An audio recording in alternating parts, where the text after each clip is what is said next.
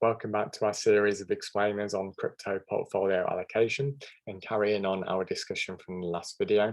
We have our example crypto portfolios, and what I've done now is I've added in the potential returns in the last cycle. The way I've done this is using the Bitwise charts, which I'll link to in the description. And Bitwise have a number of funds or indexes. So the Bitwise 10 is the top 10 cryptos outside of Bitcoin. 20 is the next 20, 70 is the next 70, and 100 is the next 100. So as you go down, you get to smaller cryptos and more speculative cryptos. And here I've zoomed in on 2017. This only goes back to January the 1st, so that's what I'm using, and up to the cycle peak around the 17th of December. This time frame is subjective. There are different ways to cut it, but it's just as an example so that we can compare our portfolio returns. So with number one, the lowest risk, potentially lowest return crypto portfolio, that is 100% Bitcoin, so an allocation of 100% for Bitcoin. And if we invested £1,000 on January the 1st, the return would have been 1,931%, £19,000 plus 19x return by the cycle peak. Of course, you're not going to sell at the exact cycle peak, so your return would be lower. But this is really just an example so we can compare our crypto portfolios. And then if we move over to number two, so we're adding in some Ethereum.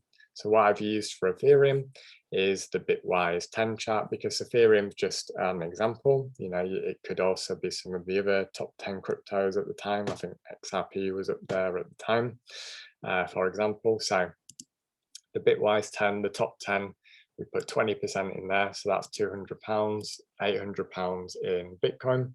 And the return for the Bitwise 10 was higher than Bitcoin. That's what we expect. 2,428, slightly higher than Bitcoin. Of course, both are absolutely massive.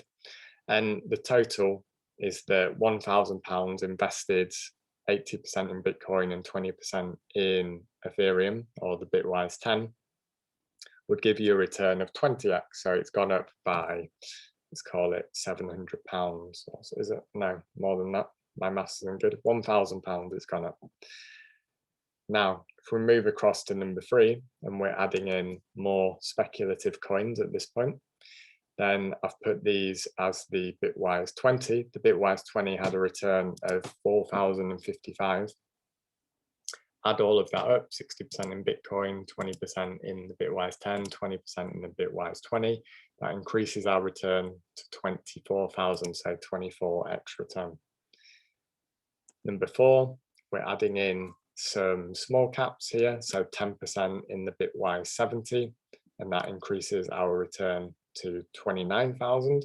This is also due to the weighting of Bitcoin dropping and more into the Bitwise 10 and Bitwise 20.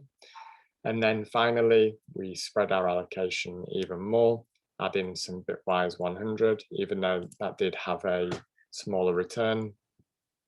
And then the total return at that point is 31,874, or a 32 times return.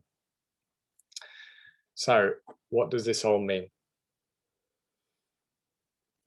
It means if we're using 2017 as an example, which we are, and in 2017, the more you diversified away from Bitcoin, and the greater the returns were.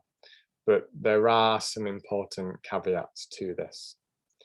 Number one, this is assuming that you pick good projects that do well, because I'm using funds here that track a massive basket of currencies, of cryptocurrencies, but I'm not expecting that when you invest in, let's call it, when you invest in in other cryptocurrencies, that you're going to be investing in 10, 20, 70, or even 100 different cryptocurrencies. Most people, it's only a handful. So you do have a risk that the ones that you choose don't do as well. And like I said, if you don't do as well as Bitcoin, you may as well have just held Bitcoin. So that's one caveat.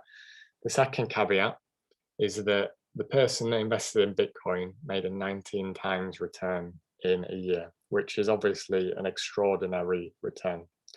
Yes, people who invested in more potentially made a 31 times return, 32 times return, but don't forget that this return is massive. And therefore, if you do choose to take on the risk, again, I'll repeat it, you must do it knowing that you're going to substantially outperform Bitcoin. Otherwise, taking on the risk is not very sensible. Of course, it's also a lot more work. You're going to need to do your own research on the different coins. You're going to need to make sure that you get in and get out at the right time. And for a lot of people, it can be just far simpler to invest in Bitcoin. Now, there is a final caveat to this, which I'm going to cover in the next video. And that is that even within the year, then they don't move in a straight line. There are waves and cycles within the crypto bull market. And therefore, what it can make, there are two ways to play this if you're going to invest outside of Bitcoin. Number one is that you buy the cryptos that you're interested in as early as possible. In this example, that was the 1st of January 2017. Preferably though at the beginning of the bull market, which in this cycle, that would have been somewhere around the end of 2020, and that you hold through to the cycle peak, and that you do a good job of exiting around the cycle peak. Because as I've said a number of times, when Bitcoin does have its crash, which it has every 4 years, altcoins get destroyed. So you need to be very, very wary of that. If you are slightly more sophisticated, then what we can do is understand that these altcoins versus Bitcoin moves in cycles. That's called the Bitcoin dominance. We talked about that last time.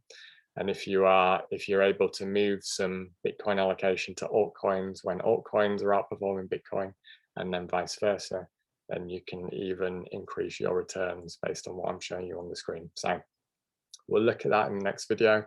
We'll tie them together, and I'll talk to you then.